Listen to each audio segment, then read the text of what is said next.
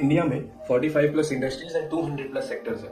लेकिन कैसे industries and sectors को हम सिलेक्ट करें ताकि हम उसमें फंडामेंटली इन्वेस्ट कर सके, ये सबसे बड़ा चैलेंज है। Hi, my name is Jeet Bhayani, I am a SEBI registered research analyst. Welcome to day one of knowing and understanding the fundamentals to invest in the market. ये बात करते हैं सबसे पहले फैक्टर के बारे में, जो कि है कंपाउंडेड एनुअल ग्रोथ रेट, जिसको हम CAGR भी कहते हैं। कंपाउंडेड एनुअल ग्रोथ रेट यानी कि CAGR हमें ये बताता है कि एक इंडस्ट्री का साइज कितने % से बढ़ेगा इन दी coming years.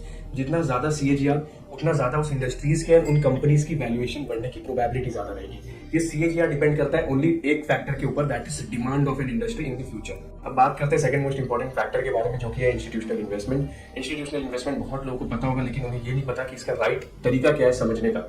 Institutional investment 3 type की होती है बेसिकली। सबसे पहला होता है FDI, फॉरेन डायरेक्ट इन्वेस्टमेंट, यानी कि वो बाहर की कंपनी जो डायरेक्टली इंडिया में इन्वेस्ट करती है थ्रू डिफरेंट इंडस्ट्रीज।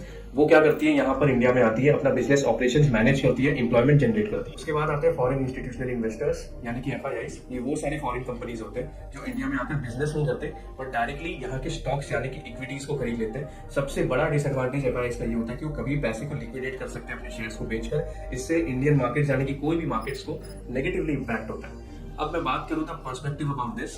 पर्सपेक्टिव यही है कि हमेशा कोई भी इंडस्ट्री को आप सिलेक्ट करें, उसमें आपको ये देखना है कि FDIs का होल्डिंग FIIs से ज्यादा है, यानी कि FDI कंपनीज का इन्वॉल्वमेंट उस बिजनेस में FIIs से ज्यादा होना चाहिए। इससे यह एडवांटेज आपको मिलेगा कि अचानक से कोई भी FII कंपनीज अगर मार्केट में इस इंडस्ट्रीज को शॉर्ट कर देती, यानी कि सेल आउट कर देती है अपनी इक्विटीज को, तो नेगेटिव इंपैक्ट बहुत ही कम पड़ेगा उन इंडस्ट्रीज में। अब बात करते हैं तीसरा जो मोस्ट इंपॉर्टेंट फैक्टर है, वो है गवर्नमेंट पॉलिसीज। कोई भी देश में बिजनेस को एक्सपैंड करने के लिए गवर्नमेंट का सपोर्ट बहुत इंपॉर्टेंट होता है। आपको कुछ नहीं करना है, आपको वो डेटा निकालना है जहां पर गवर्नमेंट का बहुत ज्यादा स्पेंडिंग है इन अ पर्टिकुलर सेक्टर या इंडस्ट्री। उसके बाद आपको ये देखना है कि गवर्नमेंट के जो स्कीम्स है, पॉलिसीज है, वो उन इंडस्ट्रीज को फेवर कर रहे हैं। बात करते हैं चौथे फैक्टर के बारे में। ये फैक्टर बहुत ही इंटरेस्टिंग फैक्टर है। आपको कुछ नहीं करना है, आपको सिर्फ ये देखना है कि कोई भी इंडस्ट्री में हमारा देश यानी कि इंडिया किस नंबर पे रैंक कर रहा है। जितना अच्छा रैंकिंग उतना ज्यादा ग्लोबल डिमांड, जितना ज्यादा ग्लोबल डिमांड उतना ज्यादा ग्लोबल ग्रोथ। फैक्टर्स के बारे में तो आपको पता चल गया। अब मैं आपको ये बताता हूँ ऐसी वेबसाइट जहां पर ये सारा डेटा आपको फ्री ऑफ कॉस्ट मिल जाएगा एंड एक जगह पर मिल जाएगा। मैं बात करने वाला हूँ उस वेबसाइट के बारे में जिसका नाम है IBEF.org।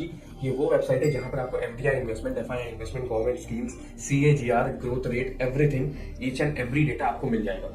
इंडस्ट्रीज वाइज डेटा भी है, सेक्टर वाइज डेटा भी है, इंपोर्ट एक्सपोर्ट वाइज डेटा भी है, इंडिया के अलग अलग स्टेट्स एंड यूनियन टेरिटरीज के भी डेटा अवेलेबल है। जल्दी जाकर इस वेबसाइट को सर्च कीजिए।